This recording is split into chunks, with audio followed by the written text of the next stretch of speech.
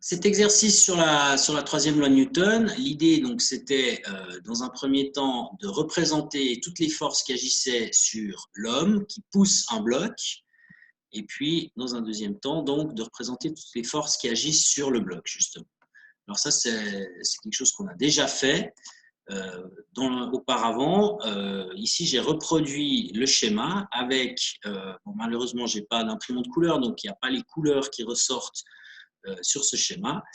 Et j'ai rajouté l'accélération, on ne la voit pas très bien, donc je peux peut-être rajouter un tout petit coup. Je peux rajouter un petit peu de quelques flèches en fait. Donc je vais juste rajouter l'accélération. Alors le vecteur accélération ici, c'est l'accélération du bloc, c'est marqué AB. Et puis ici, c'est marqué l'accélération de l'homme AH en fait.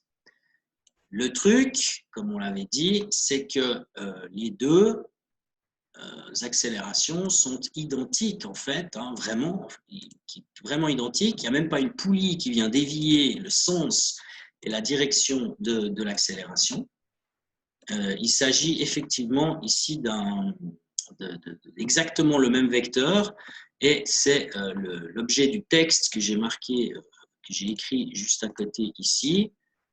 En haut, si l'homme arrive à bouger le bloc, l'accélération de l'homme et du bloc est identique, sont identiques.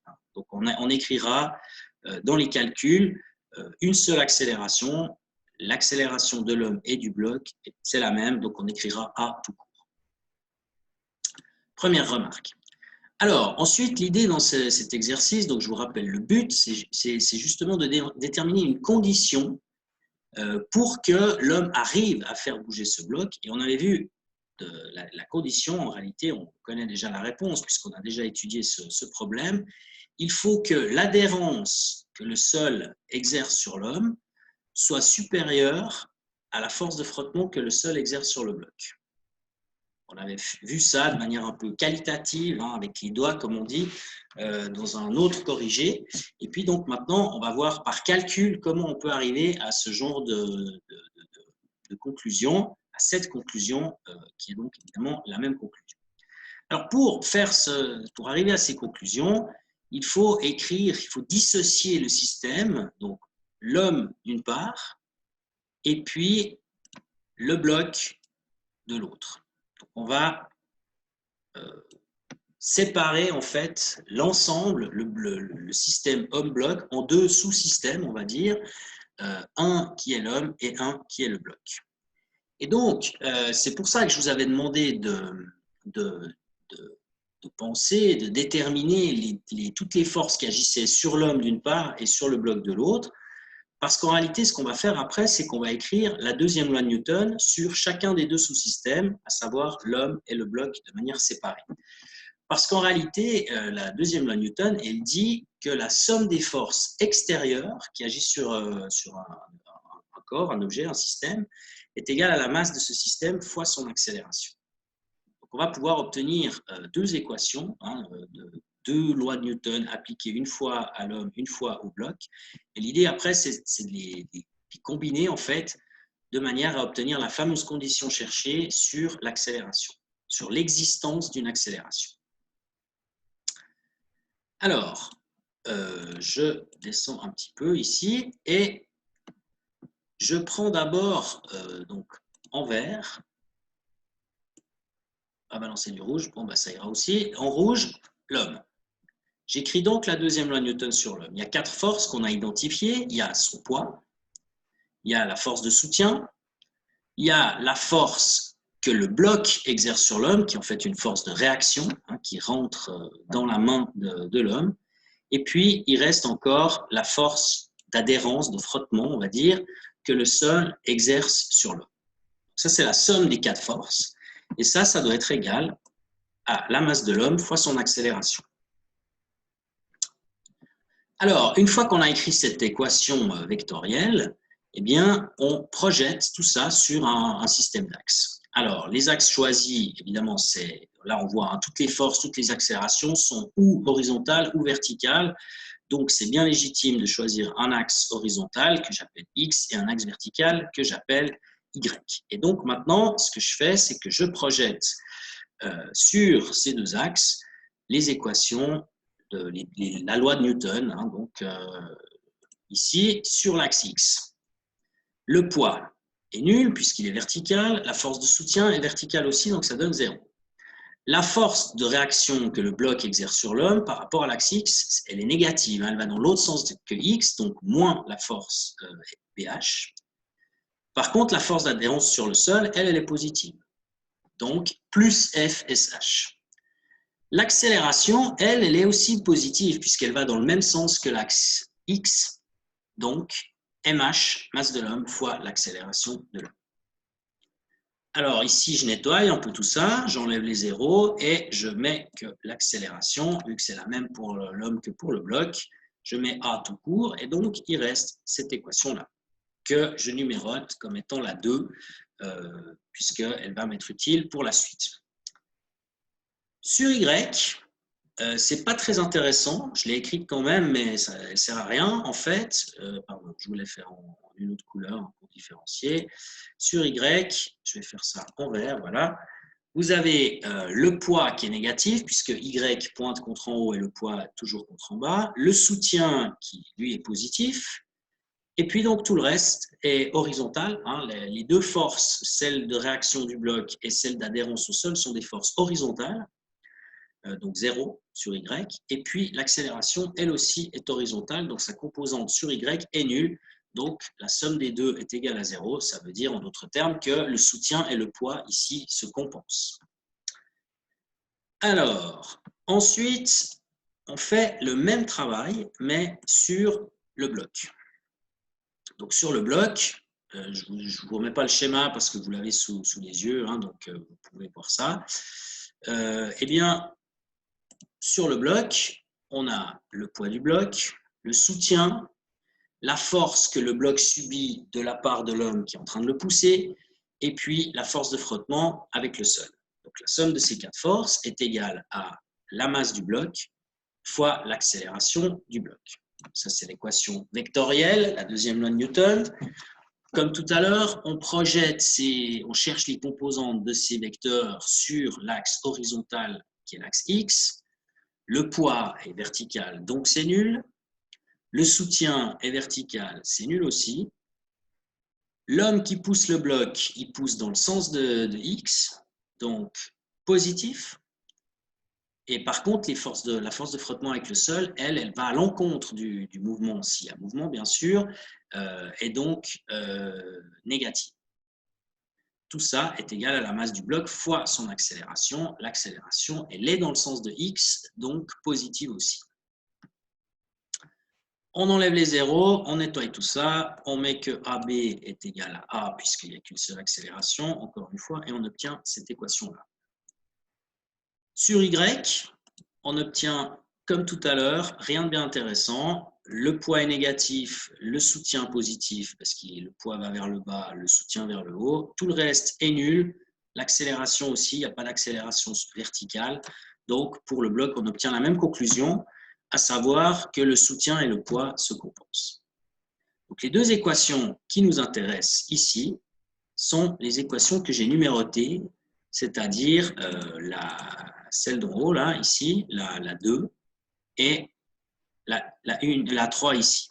Alors, que faire avec ces équations? Alors, en fait, l'idée, c'est de les lier entre elles. Attendez, je vais les dézoomer un petit peu pour qu'on les voit.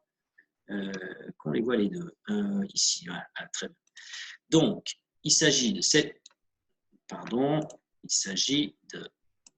celle-ci et de celle-là. Alors, là-dedans, l'idée, c'est de trouver l'accélération, de déterminer l'accélération. Et dans l'expression qu'on va trouver, on va interpréter la condition cherchée, justement. Donc, on a deux équations avec cette accélération ici. Et puis, l'idée là-dedans, c'est quand même de voir qu'il y a deux forces qui sont liées par justement la troisième loi de Newton. Et ces deux forces, c'est la force que le bloc exerce sur l'homme et d'une autre couleur, je vais mettre ça en bleu, la force que l'homme exerce sur le bloc. Ces deux forces, elles sont liées parce que, en fait, c'est action-réaction. Alors, comment est-ce qu'on peut les combiner en fait? Comment est-ce qu'on peut combiner ça? Eh bien, justement, grâce à la troisième loi de Newton, voilà, c'est la page suivante ici, eh bien, on a que ces deux forces sont dans la même direction, mais de sens opposés et de même norme, de même intensité. Donc, en vecteur, ça s'écrit comme ça. Si maintenant on s'intéresse à la norme, ben on prend la norme de l'une égale la norme de l'autre, et du coup le moins il disparaît. Et donc ce qu'on obtient, c'est que ces deux forces sont égales en intensité. En nombre de newtons, ce sont les mêmes. Donc au lieu d'écrire FBH ou FHB, vu que là maintenant la direction, le sens, pardon, on en a déjà tenu compte, la direction aussi d'ailleurs, eh bien on écrira F tout court. Alors, du coup, les deux équations qu'on avait auparavant, 2 et 3, si on met ça à l'intérieur, on substitue FBH et FHB par F, eh bien, on obtient un nouveau système d'équations un tout petit peu simplifié, qui est celui-ci. Donc, moins F,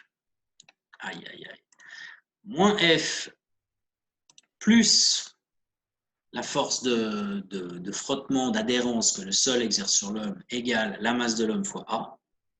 Et puis l'autre équation, plus F moins la force de frottement que le sol exerce sur l'homme égale mb, masse du bloc, fois l'accélération. Alors maintenant, là-dedans, l'idée, c'est de combiner ces deux. Vous voyez qu'il y a A qui apparaît là, 2 fois, et F qui apparaît là aussi. Donc l'idée, c'est de les combiner pour trouver A, en réalité. Alors là, il y a plusieurs manières, plusieurs méthodes, mathématiquement parlant. Ce que j'aurais pu faire, c'est tout à fait possible, c'est par exemple sortir F de la numéro 6, et puis ensuite l'injecter, faire une substitution dans la numéro 5, par exemple.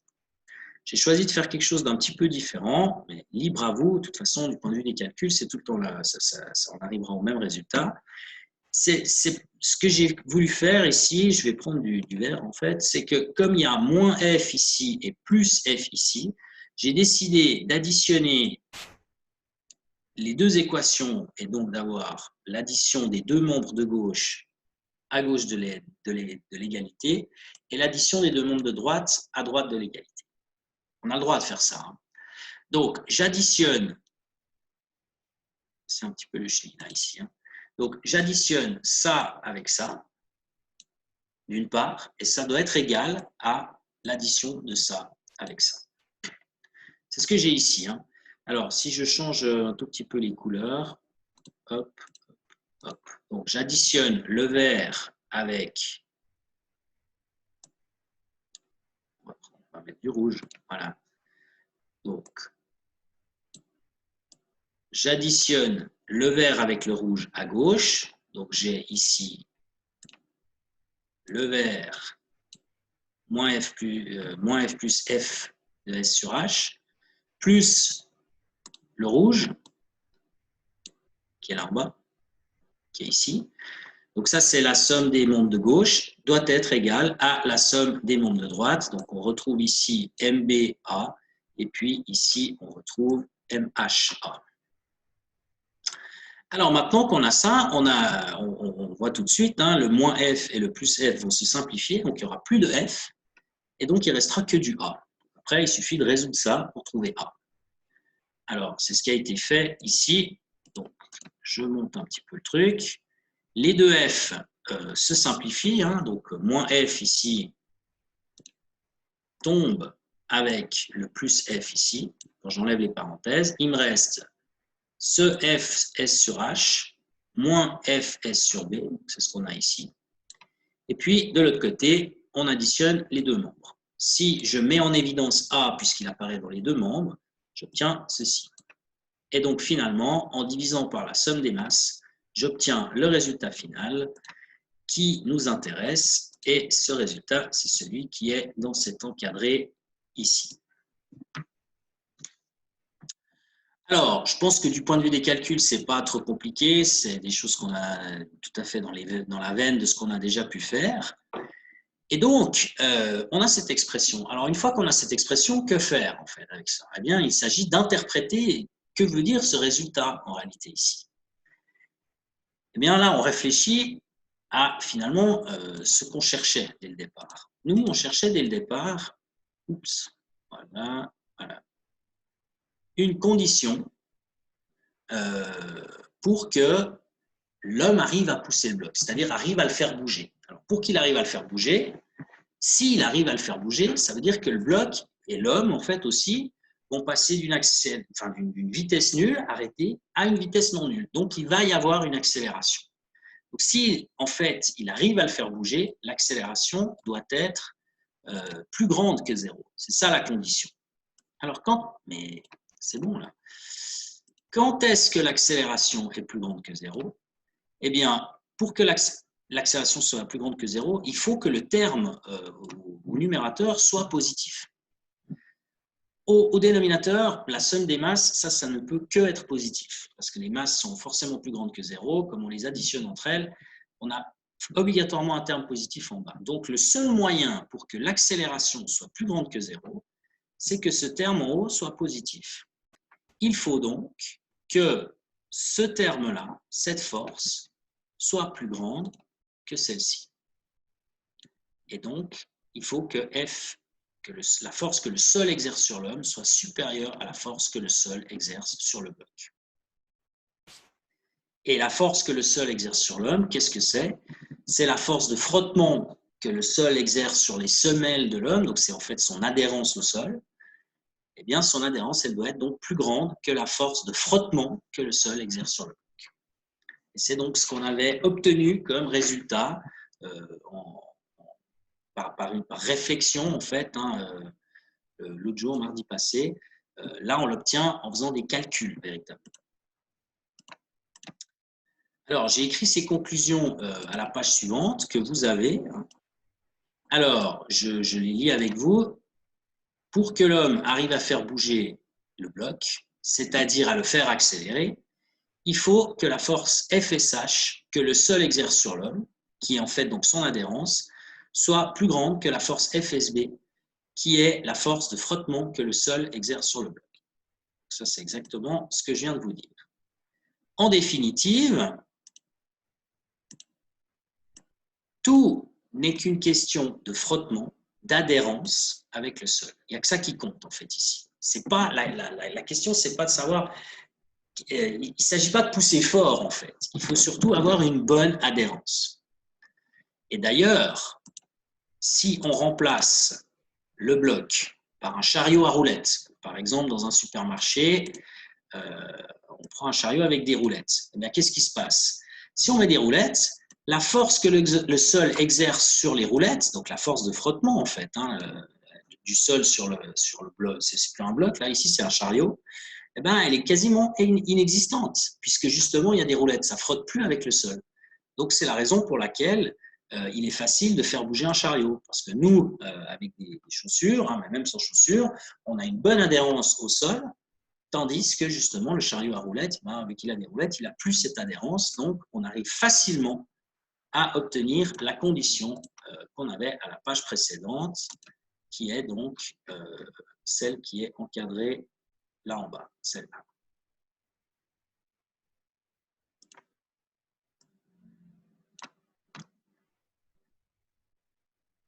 J'en ai fini avec cette autre manière de voir cet exercice sur la troisième loi de Newton. Je ne sais pas s'il y a des questions. Alors, il y a Mathieu qui a des questions. Et aussi, alors, ça c'est Mathéo, je crois. Alors, je donne la parole à Mathéo parce que je le vois déjà. Oui, en fait, vous avez fait la troisième loi de Newton pour dire que F, c'était quoi? F H sur B est égal à F B sur H, non? Et, Ouais. et du coup, tout ça, on va juste dire que c'est F.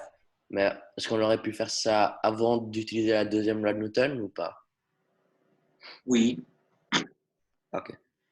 Oui, ça, ce sont des conditions, des choses indépendantes, en réalité, les unes des autres. Donc, effectivement, j'aurais pu le mettre tout au début et puis, du coup, faire les simplifications au fur et à mesure directement. Ouais, tout à fait. Ouais. Ok, merci. De rien. Alors ensuite, là, il y a Mathieu.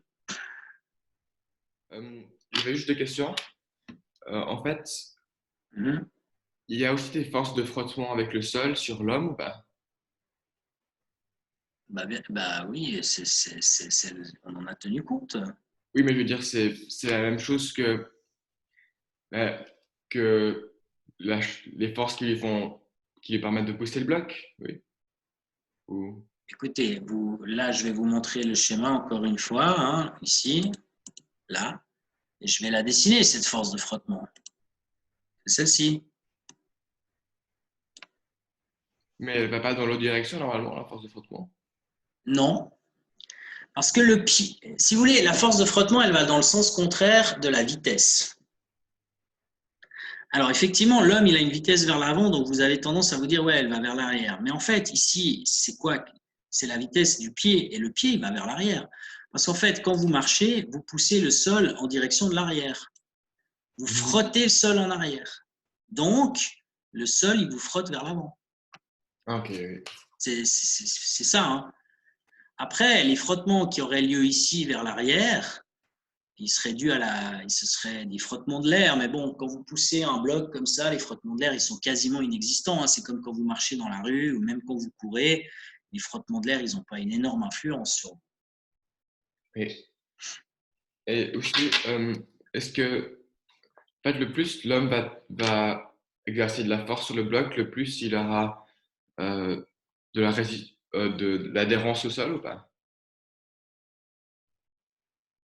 Ben, je ne sais pas quoi vous répondre. Cette adhérence, elle dépend de plein de facteurs, en fait. Elle dépend de la nature du sol, si c'est de la glace ou si c'est du gazon ou si c'est du parquet, ou par exemple, je ne sais pas, dans les salles de gym, il y a une bonne adhérence, par exemple, hein, là. Ça dépend de la nature des semelles aussi. Hein, donc, il y a des semelles plus glissantes que d'autres. Ça dépend aussi de la position qu'il adopte. Il y a des positions qui vont... Parce qu'en fait, en fonction de la... En réalité, là j'ai un petit peu simplifié le problème, mais en réalité, quand vous poussez le sol, qu'est-ce qui se passe? Vous poussez plutôt dans une direction qui est comme ça, en fait. Vous ne poussez pas exactement horizontalement. Alors, la composante qui pousse contre en bas, pardon, excusez, ouais, non, je ne m'excuse pas, c'était juste ce que j'ai dit. Il y a donc deux composantes, on peut décomposer cette histoire en une partie comme ceci et une partie comme cela. On est d'accord? Oui. Alors, la partie qui est purement verticale, eh bien, en fait, la réaction, c'est la force de soutien. Elle fait partie de la force de soutien, si vous voulez. Ouais, ça, j'aurais dû faire en rouge. Hein, pour changer. Alors, je ne sais pas si vous comprenez ce que je veux dire. La partie bleue verticale ici, c'est une force que l'homme exerce sur le sol, mais de manière, la composante verticale. Donc la réaction à ça, elle va être comprise dans la force de soutien. Oui. Mais c'est la force de soutien elle-même ou c'est juste une partie de la force de soutien? C'est une partie. Ok. Et puis donc l'autre partie de cette force, la composante horizontale, elle, ce sera celle-ci, celle qui nous intéresse. Mhm. Donc j'ai pas fait faux l'exercice, j'ai pas arrondi des trucs. C'est juste que on a considéré parce qu'en fait quand vous marchez, vous exercez sur le sol une force qui est en réalité un peu oblique. Et donc, si elle est un peu oblique par rapport à l'horizontale et à la verticale, il y a deux composantes. Et donc, ce qui nous intéresse dans notre problème ici, c'est la partie horizontale, et la partie verticale, elle ne nous intéresse pas, mais elle existe, elle est comprise dans la force de soutien. Mhm. Ça joue? Mais ma question c'était est-ce que lorsque l'homme il exerce plus de force en poussant le sol en arrière, du coup son adhérence avec le sol devient plus forte aussi, non? Ouais, effectivement. Mais voilà, encore une fois, c'est une histoire de position. En fonction de la position qu'il adopte, ce vecteur ici qu'il y a là, il va être plus ou moins comme ça ou plus ou moins comme ça. Alors, effectivement, plus le vecteur est à plat, plus la composante, on va dire, horizontale est grande. Donc, c'est ça qui… Et puis, le but, c'est justement d'avoir une grande composante horizontale. On a vu la condition qu'on doit obtenir. On doit obtenir FSH le plus grand possible. Donc, c'est pour ça que si vous devez pousser le bloc, vous avez intérêt à vous pencher. Plutôt qu'à être bien droit comme ça, vous avez intérêt à vous pencher. Et c'est pour ça que quand, justement, c'est difficile de faire, par exemple, pousser un bloc, pour une voiture, par exemple, ou quelque chose qui est difficile à bouger, eh bien, la personne qui va pousser, elle va bien s'incliner de manière à avoir une composante horizontale la plus grande possible. Oui. C'est ça l'idée.